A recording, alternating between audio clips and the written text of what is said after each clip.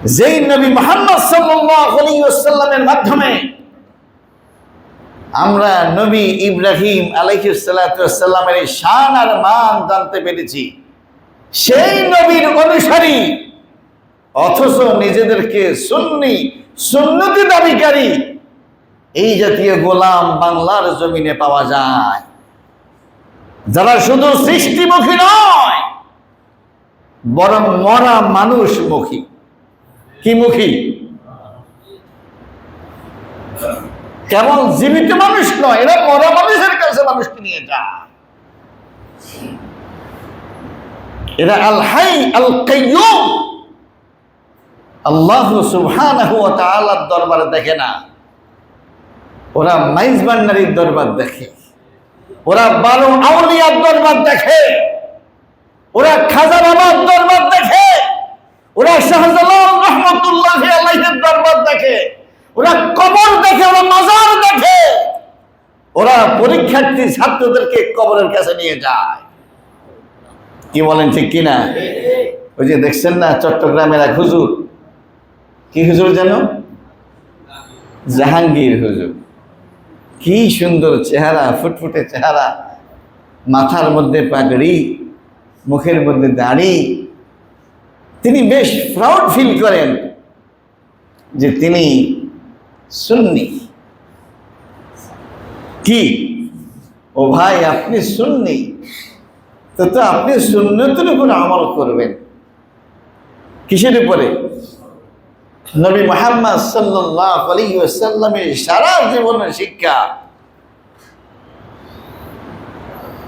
তোমরা কার কাছে চাও? কার কাছে চাও? 5 ওয়াক্ত নামাজের শিক্ষা। ইয়াকা না'বুদু ওয়া ইয়াকা, হে আল্লাহ কেবল তোমার কাছে চাই, হে আল্লাহ কেবল তোমার কাছে সাহায্য প্রার্থনা করি। কি বলেন ঠিক কিনা? ও জাহাঙ্গীর হুজুর, যারা আপনার কাছে গিয়েছে তাদের সামনে পরীক্ষা, ভালো ফলাফলের জন্য আপনি তো তাদেরকে আল্লাহর শান আর মান বুঝিয়ে দিতে পারতেন। ও আমার প্রিয় মুসল্লি ছাত্র বন্ধুরা, তোমরা আমার কাছে আসছো, আসো আমি তোমাদেরকে আল্লাহর নবীর শিক্ষা দেই। ইসলামের শিক্ষা কি সেটা তোমাদেরকে জানাই। ইসলামের শিক্ষা হলো আল্লাহু লা ইলাহা ইল্লা হুয়াল হাইয়ুল কাইয়ুম। নেই কোনো মাবুদ আল্লাহ তাআলা ছাড়া, তিনি হাই, তিনি কাইয়ুম, তিনি চিরস্থায়ী, তিনি চিরঞ্জীব। কি বলেন ঠিক কিনা? লা তাখুযুহু সিনাতুন ওয়ালা নাওম, তার ঘুম নাই, তার তন্দ্রা নাই, তিনি প্রতিটি মুহূর্তে সৃষ্টির প্রয়োজন পূর্ণ করেন। কি বলেন ঠিক কিনা? তো আপনি আপনার এই প্রিয় ছাত্রদেরকে আল্লাহ তাআলার শান আর মান না বুঝাইয়া আপনি তাদেরকে নিয়ে গেলেন কবরস্থানে। এরপরে কবরস্থানের ব্যক্তিদেরকে আপনি ডাকলেন এবং আপনি বলতেছেন তারা কবরে জীবিত। তারা জীবিত অবস্থায় যেরকম শক্তিমান, মরে যাওয়ার পরে তাদের অ্যাকশন, তাদের রিঅ্যাকশন আরো বেড়ে গেছে।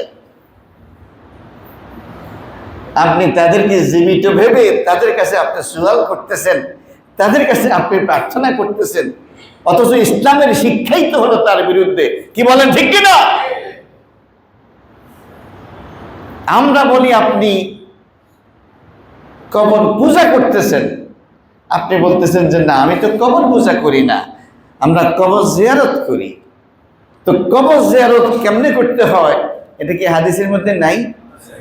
নাই। কবর জিয়ারত মানে তো হলো সেখানে গিয়ে আপনি সালাম দেবেন। কি বলেন ঠিক কিনা?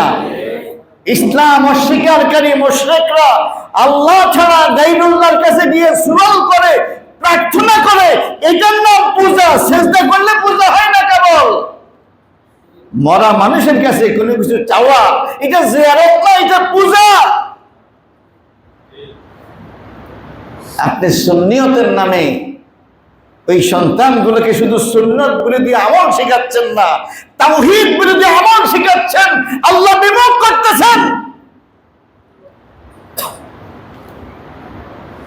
মানুষ যদি মানুষের সমস্যার সমাধান করে তাহলে আরশে আজিমের মালিকের প্রয়োজন কি? কি বলেন ঠিক কিনা? আবার যেই মানুষগুলো তারা তো মরা, আপনি বলতেছেন তারা জীবিত, তেমনটা তো নাও হইতে পারে। কি বলেন ঠিক কিনা? আপনি যাদেরকে জান্নাতি সার্টিফিকেট দিলেন, মোটেও অসম্ভব নয় এদের কেউ কেউ জাহান্নামী হতে পারে। কি বলেন ঠিক কিনা? এদের ব্যাপারে কোনো সার্টিফিকেট কি আমাদের কাছে আসে? তাহলে আপনি আপনার ধারণায় তাদেরকে আল্লাহর ওলি বানাইলেন, তাদেরকে জান্নাতি বানাইলেন, তাদেরকে এরকম মানুষের সমস্যার সমাধানকারী বানাইলেন, হাজারো মানুষকে উদ্বুদ্ধ করলেন এই কবরে আসলে পাওয়া যায়। এই চেতনার নামই তো হলো কুফরি চেতনা, এই চেতনার নামই তো হলো শিরকি চেতনা। এই চেতনার বিরুদ্ধে তো লড়াই করেছেন হযরত ইব্রাহিম আলাইহিস সালাম। আমি আসমান এবং জমিন যিনি সৃষ্টি করেছেন তার দিকে চেহারা ফিরাইলাম। তিনি ছাড়া আর কারো কাছে আমি কোনো কিছু চাই না।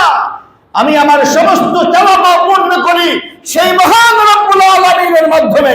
কি বলেন ঠিক কিনা? এই অনুসরণ তো আল্লাহ তাআলা আমাদের জন্য ফরজ করেছেন। এর বিপরীত শিক্ষা এটা তো ইসলাম না। আল্লাহ আমাদেরকে হেফাজত করুন। আপনি কবরে সিজদা করার দরকার নাই, কবরওয়ালার কাছে চাইলে এটাই বুঝা হয়। কবরওয়ালার কাছে চাইবেন আর সুন্নিয়তের দাবি করে ইসলামকে জবাই করবেন আর বলবেন এটাই খাঁটি ইসলাম, অথচ ইসলামের পুরা শিক্ষাই এর বিরুদ্ধে দাঁড়িয়ে গেছে।